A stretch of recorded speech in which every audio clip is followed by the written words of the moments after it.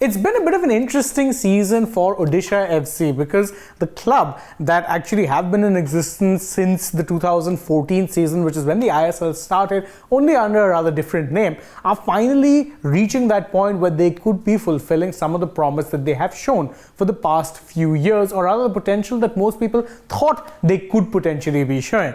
How is that? Considering the fact that they only finished 6th in this year's ISL, and that the fact that the 6th place means they get a playoffs, but they didn't really make anything beyond that, have the club managed to become a team that next season will in fact be playing Continental AFC Cup football? It's an interesting turnaround, truth be told, and to actually understand just why this is such a big deal for this club, it's important that we actually go over what it is that the club were, what it is that they've become in recent seasons, and why they could very well be on the cusp of a breakthrough to becoming one of the clubs to watch out for in the next few seasons.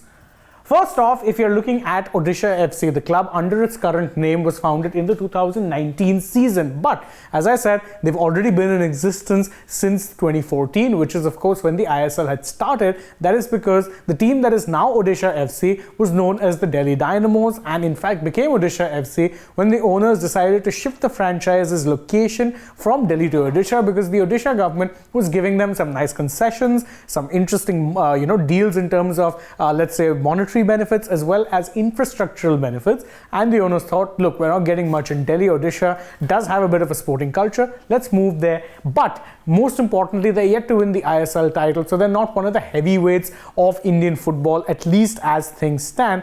That being said, that is something that they will be looking to change, even though in the past few seasons success in that regard has been mixed, to put it politely. If you look at their first season as Odisha FC, they finished 6th, and back then finishing 6th was not enough to qualify you for the playoffs, because back then the format was that only the top 4 teams would make it to the playoffs. After that, 2020-21 and 21-22 were pretty middling seasons. In fact, 2021 saw them finish in 11th, which is pretty much second last on the table. 21-22, not much better, only 7th spot. This season, though, they finally finished in 6th place, and with the revised playoff format, which allows 6 teams to make it to the playoffs rather than just 4, they ended up making it but lost out pretty easily to eventual champions ATK Mohun Bagan, or Mohun Bagan Super Giants, depending on what it is you want to call them. But how is it that despite only finishing 6th, losing out on the first hurdle, they're now suddenly being seen as one of the places to be as far as clubs are concerned? Well, that is because their second half of the year, especially after the league stages ended, were pretty good. In fact, it was almost something like a golden run, because they did make it to the playoffs, yes, but that wasn't the only thing that really defined their season. Yes, making it to the playoffs was an improvement over the past 3 years where they were nowhere close, but the main thing that they did was ending up winning the Super Cup.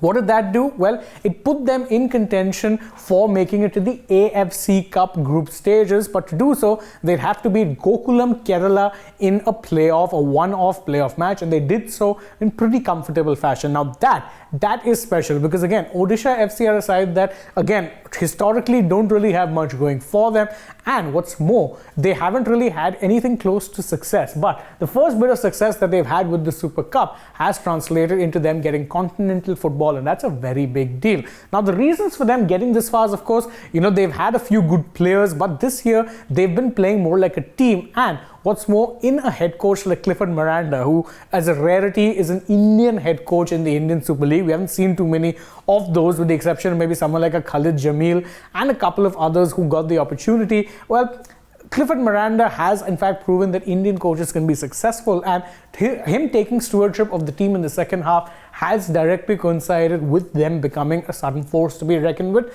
And you best believe that the team will in fact be looking to strengthen come the summer, and when they'll of course be allowed to sign players. And because not just do they want to be making it, of course, farther off in the AFC Cup as well, they want to be making a push for winning that first ISL. And right now, the club are one of the more exciting sides as far as Indian football is concerned. And if things go according to plan, if they can have a decent run in Asia, they can have a good run in the ISL, maybe make it to the finals or the semis, that would in fact represent major progress for them, and suddenly would make Odisha FC look like one of the more appealing destinations if you are a fan of Indian football. Of course, that's just how I feel about this. What do you guys think? You can let us know in the comments below, and don't forget to like this video, share it with your friends, subscribe to the channel, tap that bell icon, leave us a comment, follow us on Instagram, Twitter and Facebook. Facebook, and don't forget to download the AajTak app. Plus, if you're already on the channel, go ahead, check out some other videos that we've done. For now, from my side, goodbye.